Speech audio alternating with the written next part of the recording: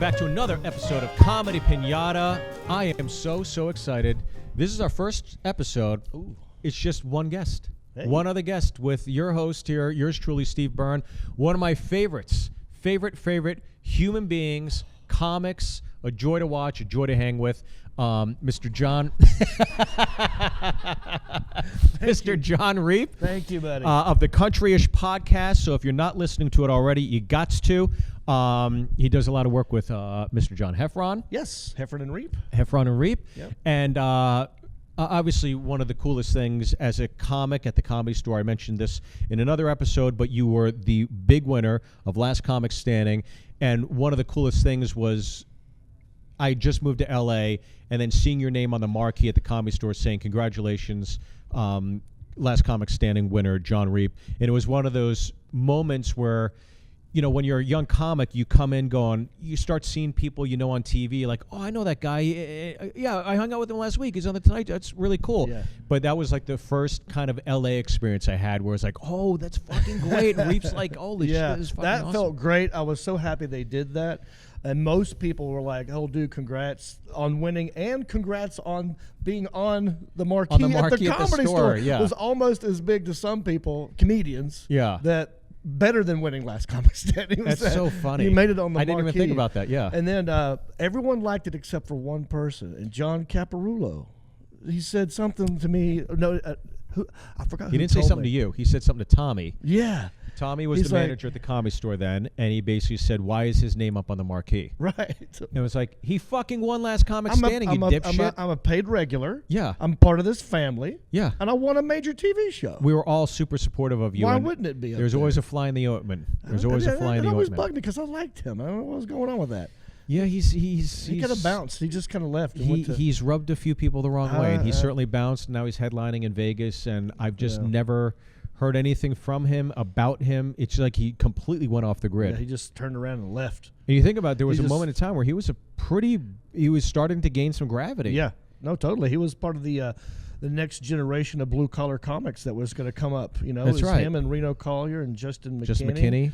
I'm forgetting another one, but yeah. So he was on a wave, and then he just sort of rode on home. You know, just left. But yeah, that was a good moment. I had so many fond memories of me. Let's and you talk at more the shit on comedy. Caparulo. I know. I was trying to gloss over that, but yeah. No, thanks for having me, man. Dude, I appreciate it. And I love you. And so you're here now in Hickory, North Carolina. Yes. And you're residing there, doing the podcast out of there. That's right. So, quick story. I was living in L.A. 18 years. Yep.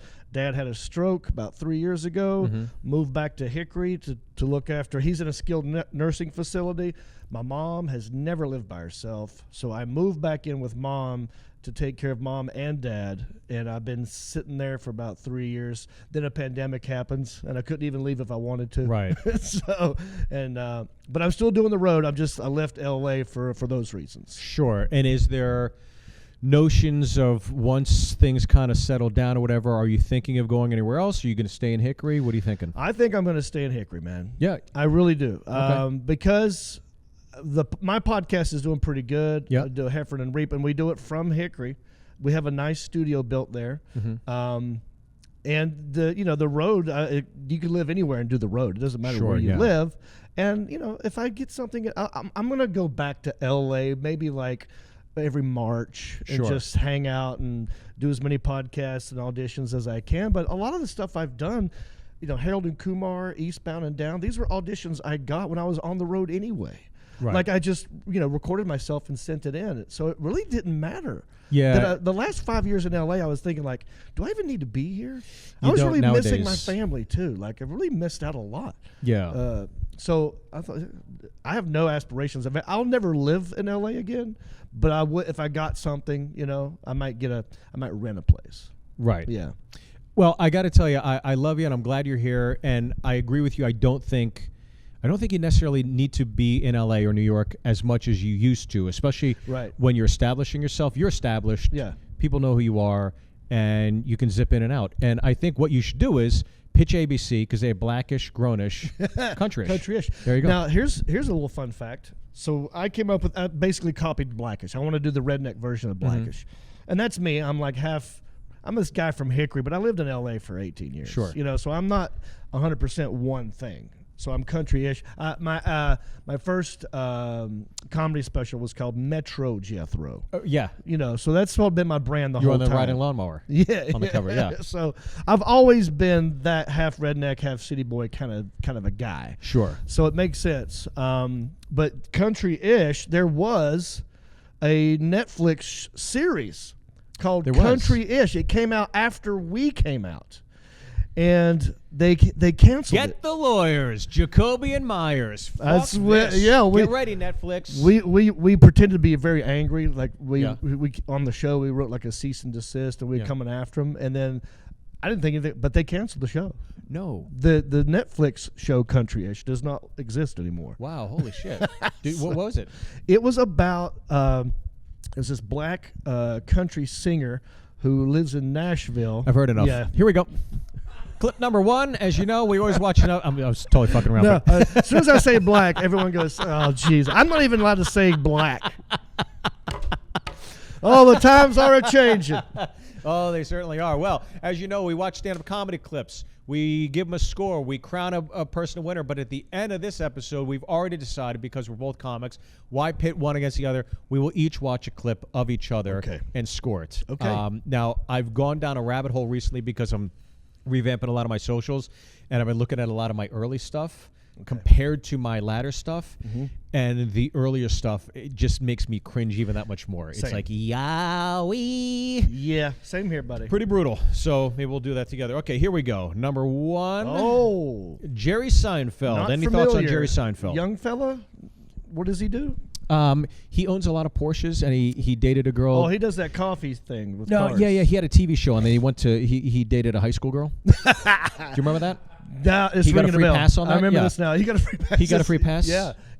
No, I love Seinfeld. We all love Seinfeld. I don't. You don't like? Nope. Oh, interesting. Well, I liked the show. Yep. I didn't. Okay. Never saw an episode. Seinfeld Yep.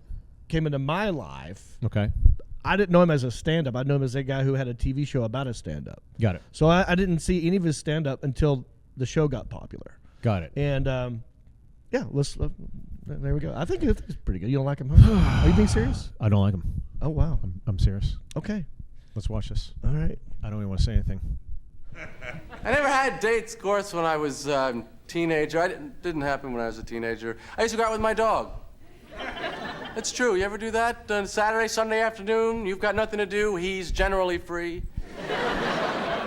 He's always free, just waiting for you. You take him on a doggy date, which is a doggy ultimate, to go to the park with you or go to the beach. He gets so excited because dogs want to be people. And they sit there sometimes just watching you. You ever see that look on his face? He looks like he's thinking to himself, I could do that. And he gets his chance when it's you and him in the car. He sits in the front seat and he thinks, maybe no one will know I'm a dog. Because doesn't he seem to think, because he imitates you, he looks out the front, he's watching. What is he looking at? He's a dog. Why did they look down the road?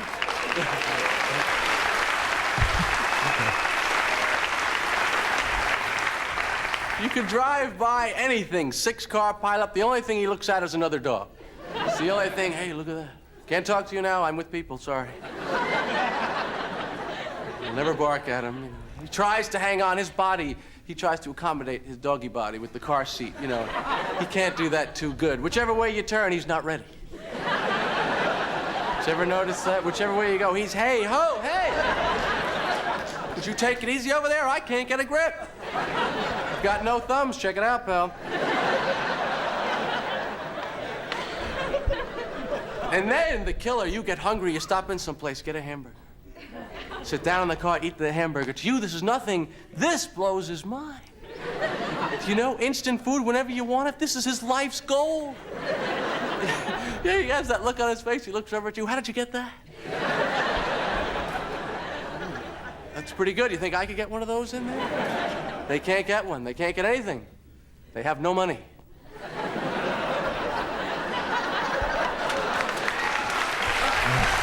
Why are we cranking this? The second pause break, and I don't understand. Can you imagine? They spend their entire lives broke. And you know why they have no money? No pockets. That's the reason. They see change on the street, there's nothing they can do about it. Drives them crazy. He says, there's a quarter, I could have used it. If an animal had a pocket, then he could have money, he could advance himself economically, but no animal has a pocket, right? The kangaroo, but he's got short little arms, he can't get in the pocket.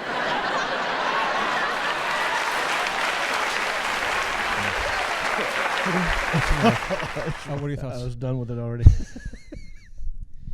It's amazing that was allowed to be on television. You know what I mean? Like it's like I enjoy, like, okay, so Jim Gaffigan can talk about ketchup, and I would watch him talk about ketchup for 10 minutes, and it's funny. Yes. Now I feel like, and I know Seinfeld was before all that, but he's purposely trying to be the dog guy. Like, I'm going to write a bit about a dog, and I'm going to say these things. They don't have thumbs. They don't have pockets. What are they thinking? They can't get a grip. It just seems like this is an impression of some guy doing an 80s comedian. Right. Well, I mean, that probably was in the 80s, yeah. Yeah. I mean, that was what was it, the SNL sketch? Yeah, yes. You know, I mean, that's... What's the deal with the people in the cars and they don't have the pockets? I mean, look, that's... I don't know. I'm sure it hasn't aged well. I'm sure at the time that was serviceable. Yeah, but he's getting credit for stuff he's already done in this set, which bugs me a little bit. Yeah.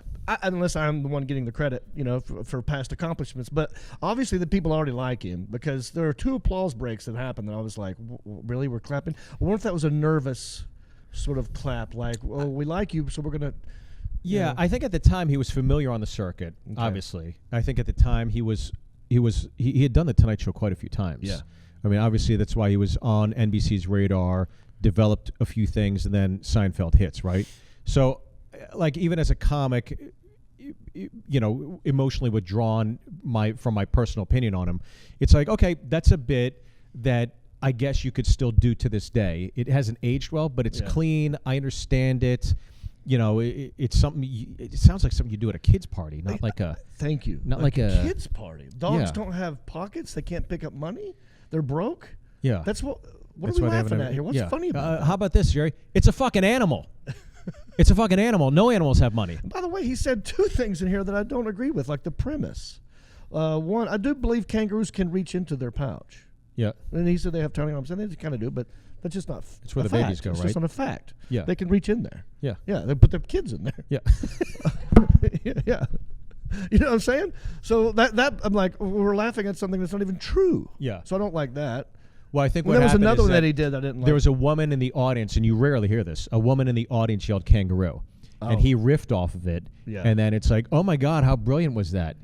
He did something with what she gave him. Right. He wasn't stumped. Okay. They rewarded him for that.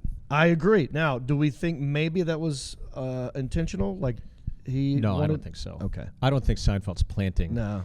people in the audience. I wonder if people do that though from time to time. If anything, he's the kind of guy that would be pissed that anybody had the audacity to interrupt my act. Yeah. I'm Seinfeld. I'm not putting a medical glove over my face and blowing it up like Mandel. I write stuff. See, I understand there's a part of me that can withdraw and go, okay, that's a good bit, even if I don't like an individual.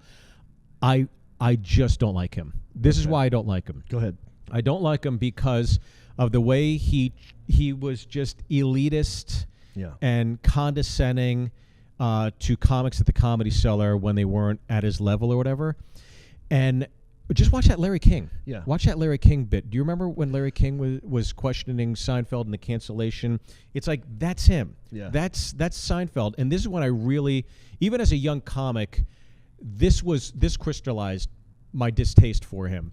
He had a documentary come out called Comedian. Yes. And it was showcasing Seinfeld's return to stand-up in the middle of the sitcom, and he's going to do new hour special. Right. And he had one special. And here's a guy that says, I write 6 hours a day or 2 hours a day. And now all of a sudden it's like, well, if you write that much, why wouldn't you bang out a ton of specials? And now it's like, he's coming back. He's going to do an hour, and he's rehearsing it, and you're going to see it, warts and all. And then he put Orny Adams in it. Okay. Right? He put Orny Adams in this documentary. Right. And Orny was a young comic on his way up, making his way, doing all the clubs. You know, a little rough around the edges, sure. He'd be the first to admit that, but very talented. Yes. A very talented comic, like a great writer, and very passionate, a good performer on stage. Is he eccentric? Does he have his ways of working? Yeah, but I think most people generally liked him. Yeah. So Seinfeld puts together this documentary. We're going to showcase not only myself, but give a young voice. You know, let's see stand up through his eyes. Yeah. So Orny's an up and coming comic. They showcase Orny in it, and of course, Orny being Orny, you know, they're going to take the worst parts of Orny, and they put it in the documentary. And I would think, as a veteran of stand-up comedy, knowing the gravity that you have as your name is Seinfeld, knowing that you have one of the biggest shows ever, and you're going to release this independent film, every comedy fan's going to go see this. How could you willingly watch that and go, let's put that out? Right. I'm going to ruin this kid's career. Right. I'm going to stain his reputation, and people are going to be sullied over the worst exhibition of him. You could edit that any way you want and make Orny look like a really hard-working, driven guy, but instead they took the worst aspects of it. Seinfeld puts a rubber stamp on it and goes, let's release it. It's just like, how could you do that to a comic? To a young comic? I don't know. I don't know why you would. And now that you're saying all this, I remember this being a big deal. Yeah. Because Orny was new. I mean, this was... and the doc was a big deal at the time. And the doc was a big deal. Seinfeld's a big deal. And this is before YouTube. This is before anything. This is before streaming. This is before. So what's the logic behind that? Wouldn't you want to, if the guy's going to be in something that has your name attached to it, don't you want all of it to be good? Yes.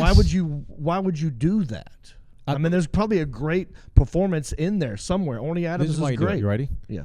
Ego. Because you're an asshole. Watch the Larry King clip. That's an asshole speaking.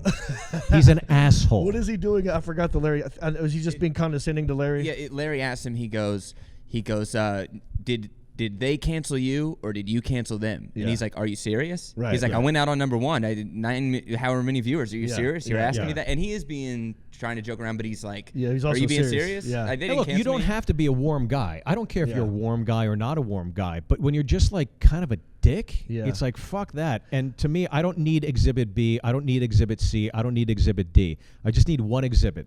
And the exhibition of that documentary just sullied me. Yeah. He's my John Caparillo. Okay. Have you met him? Seinfeld? Yeah. Yes. Okay. Countless times. Yeah. So at the Cellar when you were at Stand Up Live when I was sweeping I know the floors. you were in New York for a good while. Yeah, 7 years, and I was always at the Cellar. Yeah. And just the way Robert Kelly has a great story about him being treated like shit by Seinfeld. It's great. It's a bit. I think he's. I wonder if because I've never met him, I probably would think less of him. I sometimes base my love for comedians based on how they would react to me. Would they like me? You know what I mean? Like, would he think I'm funny? Probably not. Seinfeld probably wouldn't think that I'm funny. If the DMV closed at 5, go to DMV at 4:59 and watch how the person behind the desk acts, and that's Seinfeld. It's like, fuck, no, fuck you, I'm out. Fuck, no, that's him. Okay, all right. I just don't. Yeah. It just there's so many things. There's so many things about it. I don't make this too negative, but I give that a 0 out of 10. Yeah. I've never given it a 0 out of 10. Well, I'm going to give it a low score as well. Yeah, what did you give it? I'll give it a 3. Just because the dog, I mean, it was so blah. And he was sort of getting a pass from the crowd. I didn't like it, though. The only thing that was decently funny was, when the lady said kangaroo and he rolled with it. He rolled with it, yeah. That was the only... I give that a 0, and in dog years, it's still 0. All right, clip number 2. Here we go. Okay. Fortune Feimster. This is a ray of sunshine in the world of comedy. What are your first thoughts on Fortune? North Carolina girl. Done extremely well for herself. Extremely well for herself. I love her. I love her accent. I love her stories. I love her Hooters character that she did. Yeah. There's not much to love, really. And she shot this. There's not much to dislike. Yeah, exactly. Is what you meant to say. That's true. Right? What I say? There's not much to love. Oh, yeah. There's a lot to love. There's a lot to love. There's a lot to love, yeah. Yeah, I said that wrong. I love her. Fortune, I love you. You know this. No. Don't we're get that edit clip. all this out. Cut and when that I out. say, what do you think of Fortune, we're just going to cut to the part where there's just not much to love. love. We're going to squeeze out all that other part. I love her hair. She shot this special. I believe it's the one that they shot in Charlotte, which is where I shot my special, Metro Jethro. Same theater. Well, this is one of those individuals, I think, that comes along and people start saying, oh, Fortune, Fortune, Fortune. It's one of those names you hear and you go, oh, okay, who's this new person? Mm-hmm. And then you see her at the store and you go, oh, this is great. Because I think Fortune, to me, is the epitome of somebody I like. It's like you see a presence on stage and you think, yeah, I would like to kick my feet up and get a beer and just sit here and listen. Yeah. So, okay, let's listen. Let's see what this is. Now, do you guys know what a debutante is? Well, it's defined as an upper-class young woman making her first appearance in fashionable society. She's so likable. Now, I don't know what describes me better than that. I spent the entire summer after my senior year of high school having to learn how to become a lady. At the time, I was working at the recreation department as a maintenance worker. I was lining softball fields and picking up trash in parks, you know, like a lady. Then I would leave my job all sweaty and gross, and I had to go to etiquette classes where they taught me how to use forks or how to use a napkin. I know you're all just assuming you pick up a napkin and wipe your face. No, you're all savages. You have to daintily grab your napkin, and then you just dab the corners of your mouth. Yeah, I just spent my summer just dabbing the corners of my mouth like this and just envisioning the rest of my life as a handmaid. I had to then learn how to talk like a lady. Apparently, you cannot just go up to potential suitors and go, "What's up, Mark?" They don't like that. I had to dress like a lady because at the end of this was a debutante ball where all of us had to wear a giant white wedding gown. Yes, I had to wear a giant white wedding gown while my brother in a tuxedo walked me down the aisle, and then I had to curtsy to him. It looked and felt like I was marrying my brother, which is just a little too on the nose for North Carolina. All right. Brilliant. That was Fortune. I love the content. I love that she's talking about the debutante ball. Just that in general. What are we doing? What is this? Why does this exist? I like learning about it. You know, it's something I've always heard about in traveling through the South, but even in hearing that, it's like, oh, that's what it is. Okay. Yeah. I like learning something along the way. Uh-huh. Yeah. And then picturing her in that gown walking down the aisle, the visual you get, like, it's funny. And I do believe this is the special where at the end of the special, there's a lot of photos that pop up from things that she just talked about. Oh, that's great. Yeah. So I think you get to see that photo from that debutante. Oh, that's great. Which is great. And I love her stage prep. I love the way she talks. It's not rushed. She's taking her time getting the things out, and it doesn't feel like you're panicked either. Some people, I feel nervous for. I didn't feel nervous for her at all. Like when you feel like maybe they're talking too slow or going too fast. You're like, oh, this person's nervous. Yeah. I felt relaxed watching her. Yeah, she's very confident in, obviously in the material, but I like little enunciations like, you know, like a lady. It's like, it's great. It's just like. Dabbing all stubborn, just the dabbing. Yeah. It just makes the joke pop a little harder, obviously, and it gives more personality. Oh my God. That's the picture. Holy shit. Not bad. Honestly, I wasn't picturing that. Oh my God! But it's so weird. That is weird. That debutante balls exist. What is it, you Southerners? It's like an old Southern. What is I don't get. I've never been to a debutante ball. My brother. You seem like you'd be one to peruse. I'm in the parking lot. I'd sit out there. and wait for the last one out. You yeah. know, that girl, she needs somebody. I gotta get in my IROC Z28. We're going to the Waffle You want House. some Kodiak? No, but my brother actually went to a debutante ball with the girl who was a debutante, and he just said it's just odd, weird because the dads are presenting. You know, I guess it's like the old Southern white man's quinceañera. Right? That's what it is. I think that's what it is. That's what it is, yeah. Yeah. Minus a few stabbings. That's what it is, yeah. And less pinatas. Yeah. That's right. I get it. So maybe that's what it is. Yeah, exactly. Less of that. Yeah, I love Fortune. I think she's great. I think she's, again, just a great presence. I almost enjoy her presence more than material. You know, it's like she's somebody that as she's talking, it's like, I'll laugh. Yeah. I'm on board.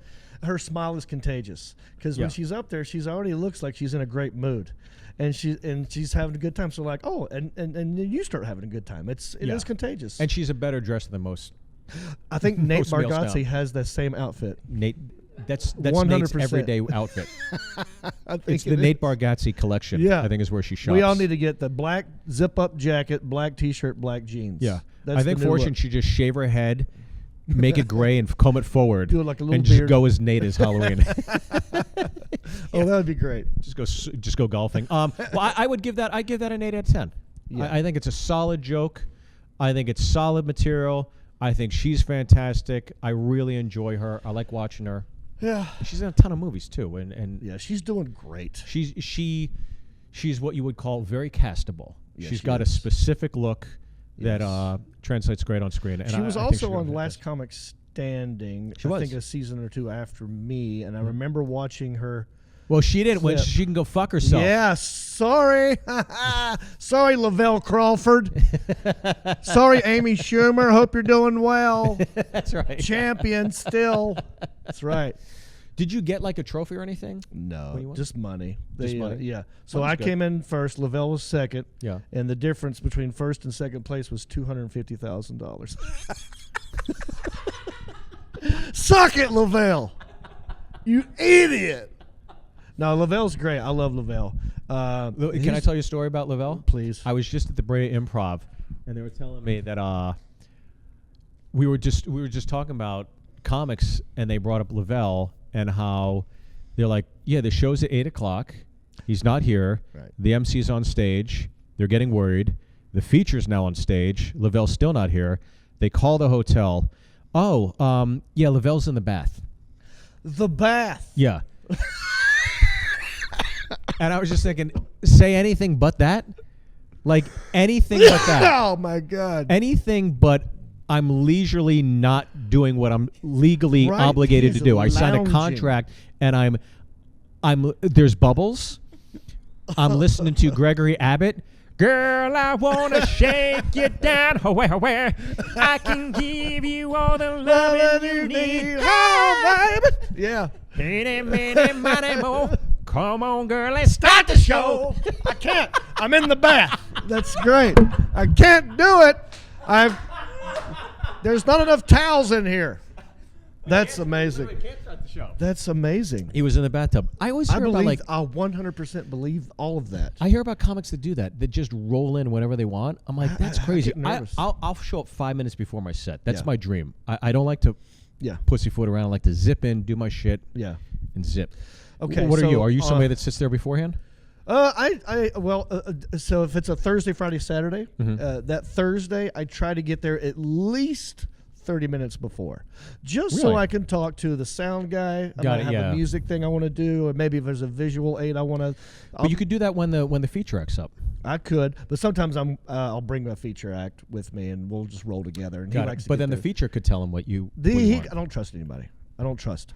So but just as a courtesy to the club, like I'm here, no worries. I'm not Right. in the bath. Right. You know, I'm right here, and I'll get a drink. You know, I'll chill. Maybe I'll get something to eat. Yeah. But Saturday, Yeah. I'm there right when the show starts. Yeah. Like, Oh, at the very beginning? yeah. No, I'm not 30 minutes before, but if the show starts at 8, I'll pop in at 8.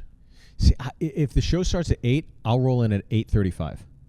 Really? I fucking hate sitting around. I don't Yeah. like it.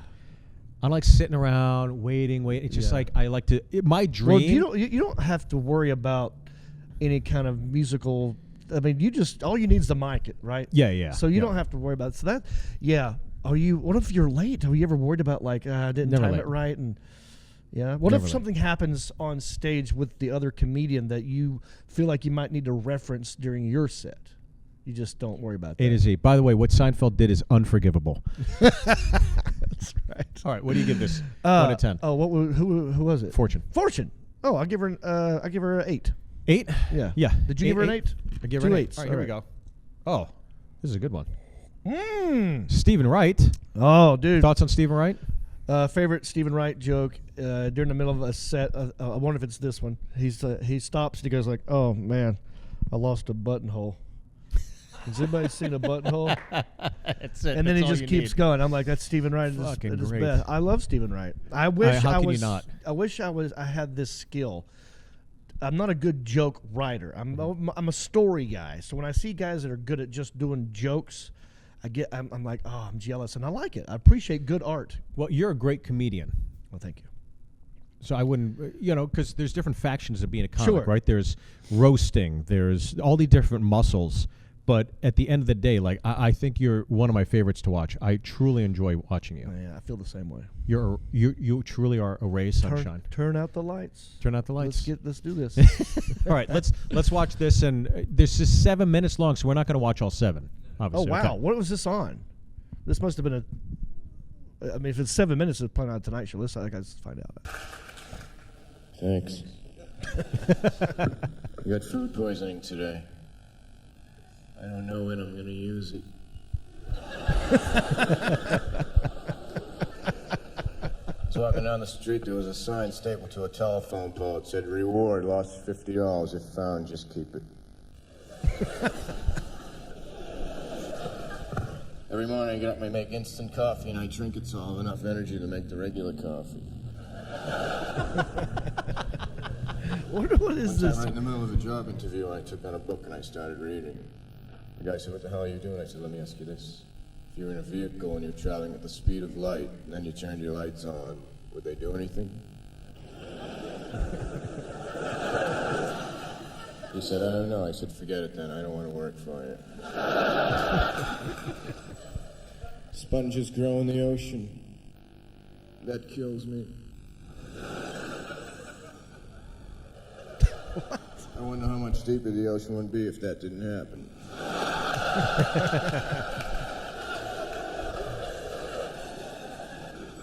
I got a new dog. He's a paranoid retriever. He brings back everything because he's not sure what I threw him.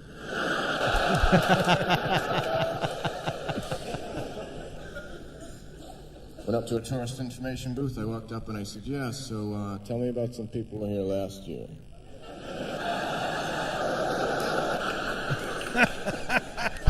It took me a second. Woke up this morning, I folded my bed back into a couch. I almost broke both my arms because it's not one of those kind of beds.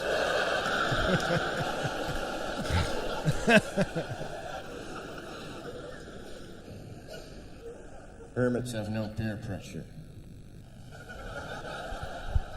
It's a good thing to say to the police next time they stop you. "License and registration, please." Hermits have no peer pressure. "License and registration, please." Whenever I think about the past, it just brings back so many memories. "License and registration, please." There's a fine line between fishing and just standing on the shore like an idiot.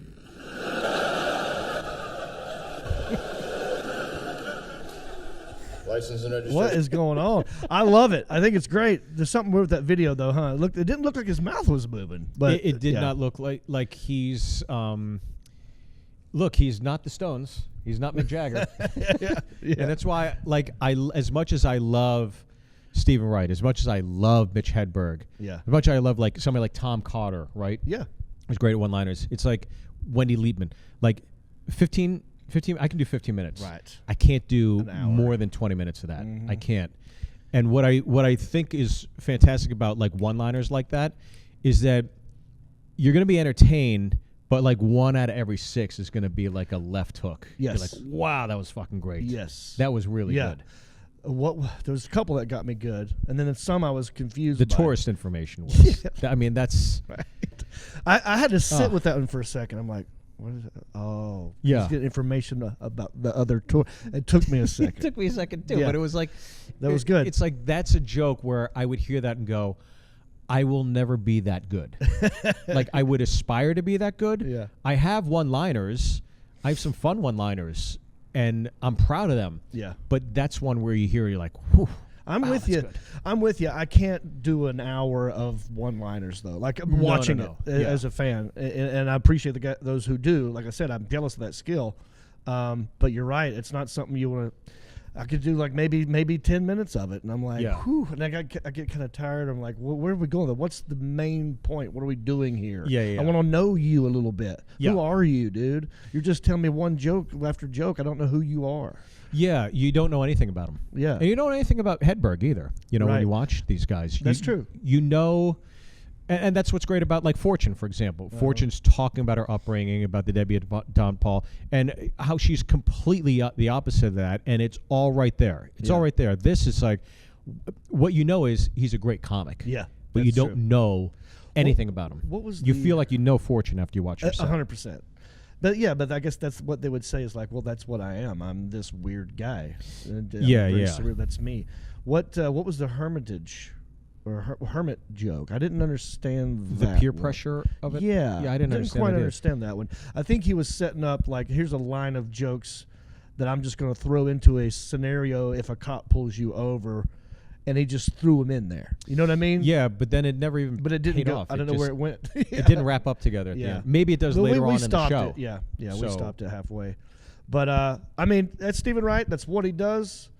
He's a genius. We all love him. You want me to go first? Sure. I give that one, and I guess I shouldn't judge the quality of the video, but it kind of did ruin it for me a little bit. Yeah. I'm gonna give it a 7. Give it a 7? Yeah. I give it a 7. Again, there's great bits in there. Yeah. I love Stephen Wright, but again, back to our other point, again, there's just so many great bits over the course of that career. Yeah. The guy won, I think he won an Oscar too, Oh, or yeah. an Emmy that was noted by Barry Katz in the Seinfeld documentary Comedian. Oh, really? That Orny is bitching about Stephen Wright. Holy shit, it's all full circle. Oh, wow. A film that Jerry Seinfeld did that was basically a victory lap for himself and ruining a young comedian's career named Orny Adams. But Orny's pulled out of it. Orny's done well for himself. Yeah. But I think that what Seinfeld did is unforgivable, and it says everything about his character, and I will forever not be a fan. What do you give it? 7. 7? Yeah, me too. Okay. Clip number 4. Here we Let's go. Let's see. Oh, New York comic. Joe List. Joe List. Any thoughts on Joe? Are you familiar? I'm not 100% familiar. I know the name, and when you pop his face up there, I'm going to know who it is.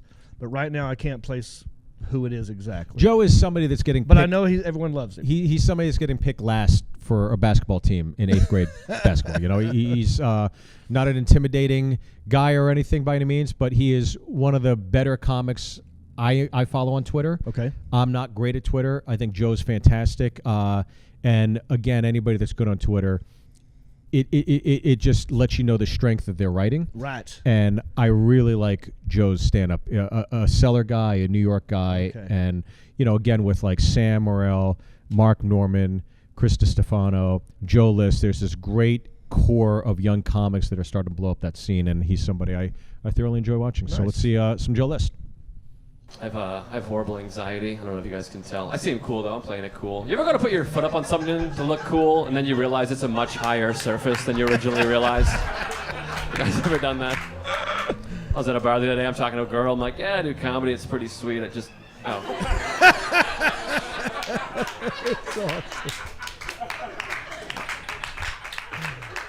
I looked a lot lower when I started this move. Then you just gotta go with it for a couple of minutes. I'm like, yeah, I just thought you might want to see my balls through my jeans here and maybe check out my ankles. Now I have anxiety and a pulled hamstring. That's kind of fun. Talking to girls, that's where I get all my anxiety trying to have sex, you know what I mean? Because it's exciting. You ever be talking to a girl at a bar and you get one of those sneak attack beer burps that briefly changes your posture for a couple of seconds? I'm at the bar, I'm like, yeah, you look really cute. Oh, shit. The girl's like, you all right? I'm like, yeah, I just threw up in my mouth and decided to sit upright for the first time in my life. It's fun. have horrible anxiety. My friend told me I should meditate for anxiety. I've tried it. I don't know if you guys meditate. My friend's like, you have anxiety, you should meditate. I'm like, oh, I should sit alone in a room with nothing but my thoughts? That's a cure for anxiety? What's your cure for my ADD? Sudoku? I don't really see how these are linear. People say if you have anxiety, you should meditate, but they don't tell you is if you have anxiety, you're not able to meditate. I can meditate for about a minute and a half, and then I open my eyes, thinking one of my roommates is going to put his balls on my head. I don't find it relaxing at all. That joke has never not worked, so that one was your fault. Some of the previous jokes need work. Yeah. That one On a weekend, I assume. That's why I'm thinking this is a weekday. So. Can we just add laughter to the video? Because that joke I think I really executed. Thank you. Are you the producer? Is that why you're so supportive? You're like, yes, we can do that. I don't work for these folks, but... Oh, that was great. There we go. Joe List. That first joke out the gate. I love a good observation. Put your feet up on something too high. Yeah. I'm in right out the gate. I love it. There's a lot of... I've seen that. I used to do that joke. Callan used to do that joke. DeLee used to do that joke. You know, it's body posture stuff. It's a joke. You're a comic. You got the stool. You got the thing where you lay down. That's your thing. I did that. Yeah, they're all my thing. Did you do the They're all my thing. You know, it's not my thing. Making a documentary and ruining a young comedian's career. So I don't want to harp on that. I think Joe's great. I love it. I think that even when I heard him deliver that balls on the forehead joke, I was sitting there. The first thing I was thinking is like, why isn't the audience laughing at that? Because as a comic, we were like, oh yeah. I mean, totally. Yeah, it's absolutely funny, but I'm not gonna laugh out loud because it's something I could see coming. You know what I mean? Oh, it's like I kind of saw something coming. He's meditating, whatever, and the ball's on your head. But I was thinking that's going to crush on it. So again, I was thinking this is a video must have been done on a Tuesday or Wednesday. Yeah, because on a Saturday that's going to crush. Yeah, and he even called it. He's like, "Well, guys, that's not normally." It's never not worked. Yeah, yeah. Well, I agree with him too. Like, meditate, closing your eyes for more than a minute and a half around any of your friends. Of course, they're going to do something. Yeah. So I like that. I thought that was funny. But yeah, it didn't get the response that he wanted. I didn't know the whole body posture thing like that. I thought that was great. You've done something like that. I'm sorry. Yeah, I didn't know. Yeah, do I like anytime I do crowd work, I pop it up and start talking to a girl or something like that? Yeah. And you know, I know Callan did it for a while. It's not like anybody's stealing that bit. It's right. It's like, you know, it's your birthday. We're not going to talk. How much do you weigh? You know, it's like every comic's. If that comes, it comes. Well, I thought it was decent. Yeah, I give that a 7 out of 10. 7 feels about right. Yeah. I know he's got funny stuff. He's got stuff that genuinely. He reminded me of. Oh, now the guy's name is escaping me. An old '80s comedian. He has a way of talking. He kind of looks up a little bit, and he's like, "Oh yeah, that was anxiety." That's He has a thing that he's doing that reminds me of someone. I can't remember their damn name right now. It'll come to me later. I don't know who it is. Pause it. We'll figure it out. Who is it? I don't. It's a good thing though. Yeah. I forgot who it was though. He pauses and looks up. And well, his glasses? He kind of like goes up like this a little bit. You didn't see it? Maybe in the very beginning. Who am I thinking of? There's this '80s comic that does this. It's like, well, kind of like. I mean, there's like everybody. So many '80s comics because '80s was the boom. I think. I'm trying to think. He talks like someone else. Joe? Yeah, but not a lot. I just saw a little hint of it, and now I wish I could remember the guy's name. It's in your brain, and I can't find it for you. I'm sorry. I'd love to help you. Talk about something else, and then later at the end of the show, when you're wrapping up, I'm going to blurt the name out. Well, our panel, you know what we're doing. What are we doing? Oh, God. Me and you. Do you want to go first? You're the guest. You want to go first or second? It's up to you. I'll go first. Oh, okay. Let's get me out of the... Let's do it. That way I can respond appropriately to what you say about me. By John. A clip by Jon Reep. There we go. Okay. Same thing if you hear bless. Pause it. I like this video already. There's a hot blonde leaving while you're on stage. That's about me. I fucking love it. That's L.A. right there. Yeah, that is the Laugh Factory in L.A. Hot blonde. 100%. As soon as you grab the mic, there's always a hot blonde that gets up and walks out. Like, Dane Cook I'm done. just left. And she's following. Let's see if I can blow Dane. All right, here we go. Same thing if you hear bless his heart. Spell my name wrong. If you hear somebody say bless his heart, they're about to talk some shit. And it'll be the worst thing you've ever heard, too. It's like, bless his heart, but he is a pedophile. He is. He's a racist pedophile, and he's got a club foot. But I love him to death. The worst it's part. like you can say whatever you want, man, and then just erase it with a God forbid. You know, well, if Uncle Jimmy got hit by a train and he lost both of his legs, and we had to push him around on skateboards the rest of his life, God forbid. How the hell did you come up with that shit? You ever hear this one? Time heals all wounds. I think that's bullshit. What if you get smashed in the head with a clock?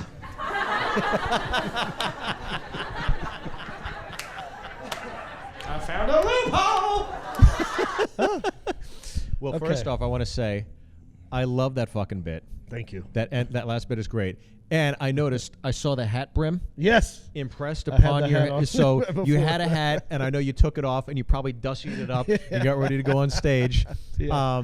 That was great, dude. That clock bit is fucking awesome. Oh, thank you. It still do that? doesn't always work. Really? It takes a minute because it's one It's of just those a throwaway. jokey jokes that I Where do you have put that it in, people right? aren't. They don't see me as a jokey joke dude, and when I throw one in there, they're kind of like, oh, you know, and then it's too Right. late and I've moved on. So I will sometimes throw that in there. But yes, But in the I still- southern paradigm of communication, Yeah. that would be a great place to put it, obviously. Yeah, I Yeah. agree. I mean, the one thing I didn't think was great about that, if I'm giving myself a score, if I'm critiquing me, Yeah. there's the one, the God forbid, putting them on skateboards, push them around. Mm-hmm. I think that was a little weak, and I've actually taken that one out. So what I do is I bless your heart, love them to death, and I would go to God forbid. But I got rid of God forbid because I couldn't think of a good sort of losing the legs and push around skateboards, and then I look over and I see a guy in a wheelchair, and I'm like, oh, dang it. Right, yeah, yeah. So I just sort of like moved on to the other ones after that. But that's an oldie but a goodie. Definitely. I love that one. That's Laugh Factory. Bless his heart. That's probably a Wednesday, right? Because the crowd was, they were there, but not like. There were 4 hotties in the front. Yeah, I saw. Yeah, that was a Jay Davis crowd. Of course it was. So Jay Davis was a big promoter back in the day. Yeah. And you'd always want to do his shows when you were young and single because he always, any girls going to nightclubs with velvet ropes out front, that's who was showing up. Yeah. And once he left, it's all the girls that are playing you at pool on a Tuesday, you know, wolfing down mozzarella sticks. Yes. Yes, pretty nice to look at, but they don't always get jokes. They don't always get jokes. No. Well, I would give that an 8.5 out of 10 because I love that last joke. Oh, thank you. I would have gone 8 out of 10, but that last joke, it's just like nice. when you're watching Stephen Wright Yeah. and you hear that joke, it's like Stephen Wright would have told that joke, and I would have thought, wow, it's a fucking great joke. Thank you for saying that. And I've actually went deeper into it before where I would say time heals all wounds. What if you get smashed in the head with a clock? I think that's where the term clocked came from. Oh, Like, that's great, You see dude. what happened to him? He got clocked about a half hour ago. So, but I cut it off, you know. Oh. Yeah. What time did you get hit? Well, it's stopped right here, 4:15. Right there, it says it. Did you have to keep coming? Yeah, dude, look at us. Look Dude, at us. I think it's fucking great. Well, I give myself on that right there. I give that one an 8. An 8? Yeah, I give it an 8. I was okay with that. I don't, you know, anytime you watch yourself, you don't like the way you look. No, I saw a no. bald spot. I saw the double chin. look great. I'm What are you like, talking about? I saw the wedding band. That's gone. All those 4 girls had they only known. Yeah, I know. I should how have the took it story off would have before. ended. All right, let's watch this clip of me, and as soon as it pops up, I'm going to know what time period this is. Are we purposely watching older stuff? Ah, shit. Okay, you mentioned this earlier. Speaking of which, I gotta lay down for a second. Look at how bad that suit is. You all don't mind I didn't know if what a drop tailor anchor was. for a ticket too, do you? Oh, snap. Ain't what it used to be. What's your name, I love the Captain? words you're using. Andy. What does that rhyme with? Candy. Oh, Jesus Christ. Come on, man. Look at it. Andy's a little uncomfortable, so am I. Because this is an awful way for a man to lay down. Awful. Like as a fella, you don't walk in your boy's place on a Sunday ready to watch a football game. Your buddy's like this, hey, what took you so long? Right? So I figured out there's only 3 ways a grown man can lay down like this. Only 3. Number 1, Burt Reynolds. Yes. Number 2, a magician. Right. After a hot magic trick. Like, you like that? Of course you did. It's magic. Oh, Stephen. Number 3, for some reason, any family portrait taken at Sears, hanging above the fireplace in Ohio, Indiana, the father's always laying down like that. Like, you like that? That's 3 kids. Boom, boom, boom. That's no joke. That's no joke. Dude. Now, could it get any worse than this as a man to lay down? Could it? I don't know.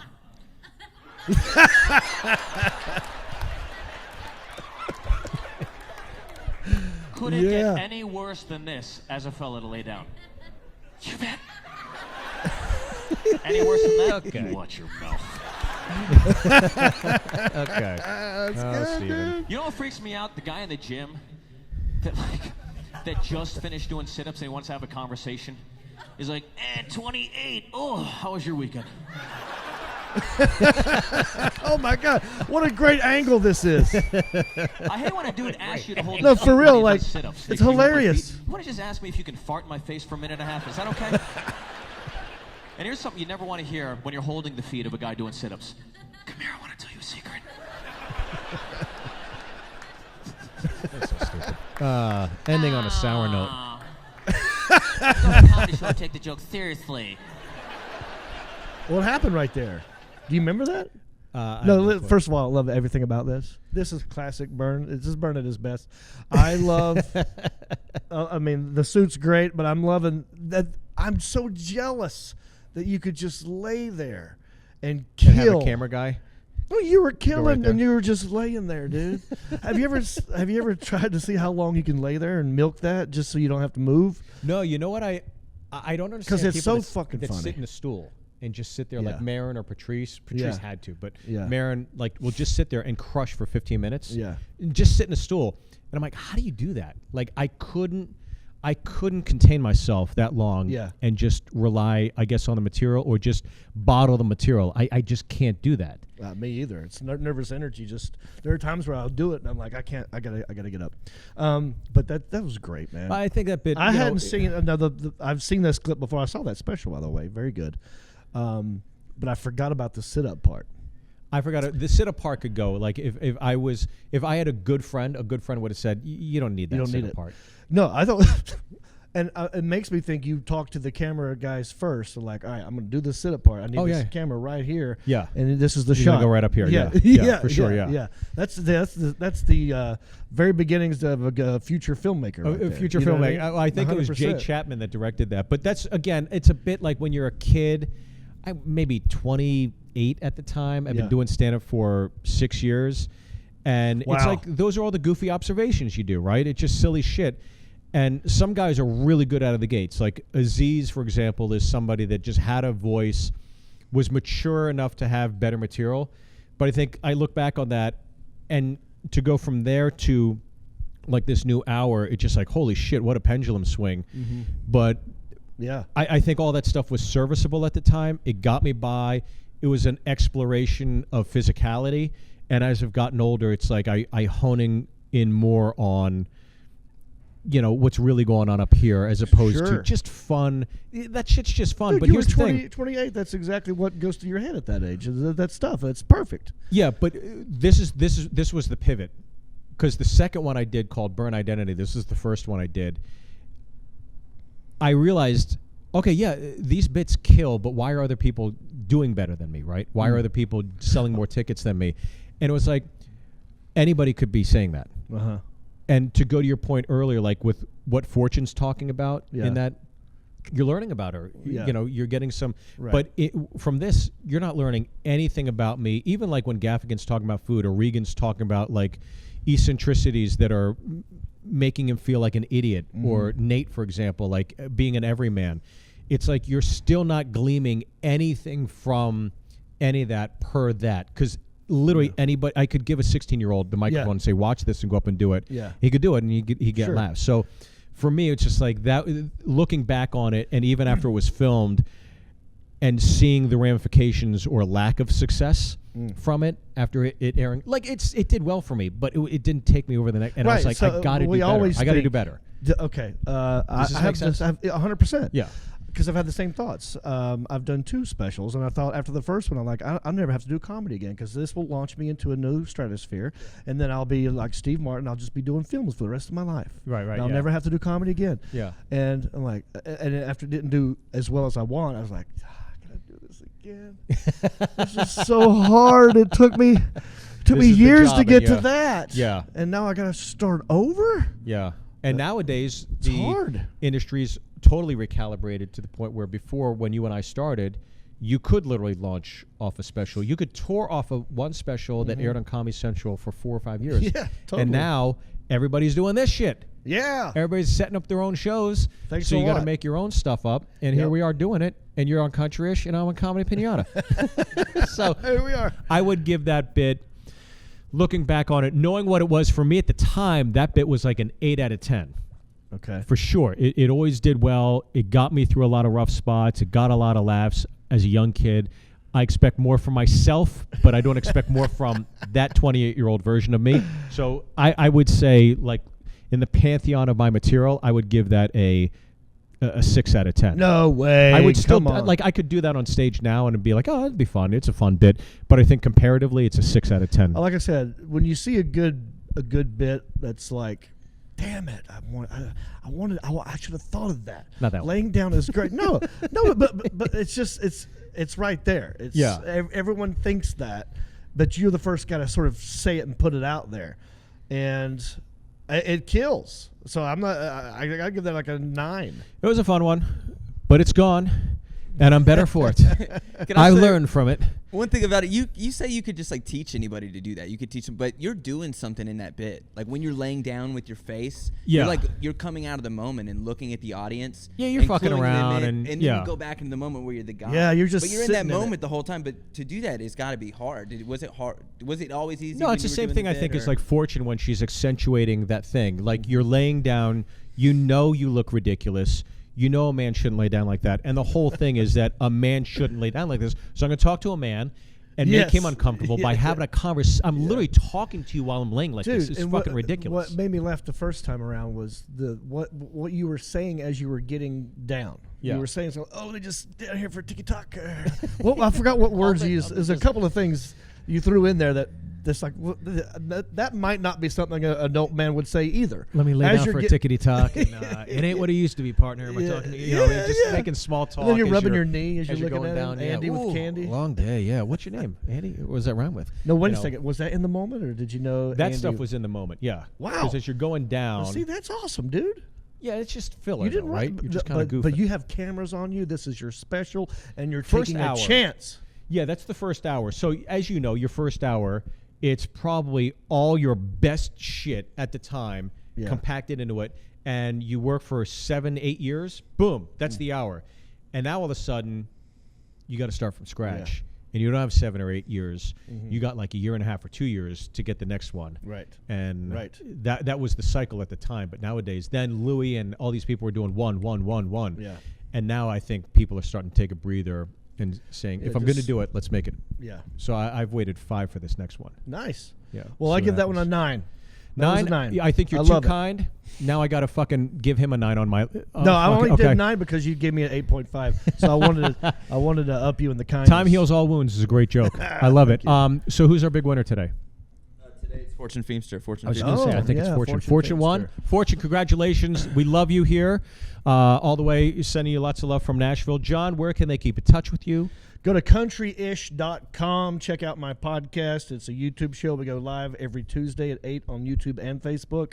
You could win money. I give residual checks away. And what was the price? $900 residual check? I gave away a $911 residual check. I open these live on air, so I don't know what they are. I'm banking. So when you hear 9/11, you're like, yeah, it was a sad day, but let me tell you something. I gave away a residual check from Harold and Kumar. Oh, man, that's fucking brutal. That was a you bummer. gave that away, huh? Yeah, I mailed it. I don't think they've cashed it because I've been keeping up with it. So it's still just floating. You know what I ask mean? for another one. Say I didn't get it. Catch that one. Let them frame it That's or keep what that one. I Yeah. All right. Comedy Pinata. Rate, review, subscribe. Thank you guys for tuning in. Everything I have. Social media is at Steve Byrne Live. Give me a follow. Thank you guys so much. And especially a big thanks to my good pal, Jon Reep. Hopefully we'll have you here a lot more often, Hell buddy. yeah, buddy. Appreciate you. Love you.